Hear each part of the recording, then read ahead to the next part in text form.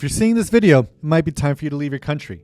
Living in the same country your whole life is like living in your parents' home your whole life. It's not wrong, but you know that there's a time in which you should probably move out. There's more out there that you need to see and experience, and staying at home your whole life robs you of your development and growth.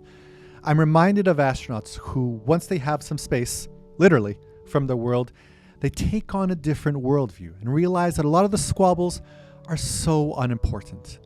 Edgar Mitchell has probably the most famous quote about this. You develop an instant global consciousness, a people orientation, an intense dissatisfaction with the state of the world, and a compulsion to do something about it. From out there on the moon, international politics look so petty. You want to grab a politician by the scruff of the neck and drag him 250,000 miles out there and say, look at that, you son of a bitch. We need distance to see things with clarity and to just freshen our minds. People caught up in the goings-on of their government would be better served by packing their shit and getting the fuck out. I think patriotism is a mix of anxious attachment and Stockholm syndrome. Move on and move out. It's time to start seeing other people. Time to start a new relationship with a new land, just like your parents did, or your grandparents did, or someone in your ancestry did. Because, after all, there are no authentic cultures, and nothing is pure.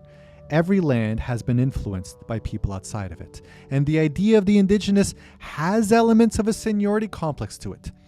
But it's okay that things change, that your land changes, your country changes, your city and your government.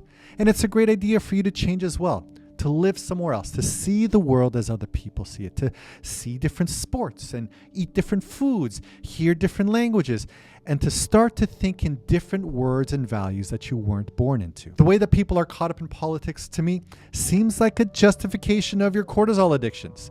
People watch and read the news and they deeply crave a change to fix the way things are around here, instead of using that cortisol as it was intended, for us to move our bodies and change something about ourselves. Not that moving to another country is going to solve your problems. Soon, that country too will also grow not to your liking, as all countries always have and all countries always do.